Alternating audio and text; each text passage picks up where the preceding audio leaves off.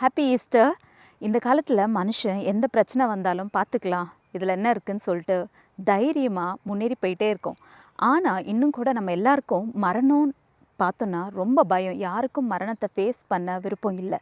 அப்படிப்பட்ட மரணத்தை ஆண்டவராகிய இயேசு கிறிஸ்து தைரியமாய் நமக்காக, நம் பாவங்கள்லேருந்து நம்மளை விடுவிக்கிறதற்காக அவர் எதிர்கொண்டார்.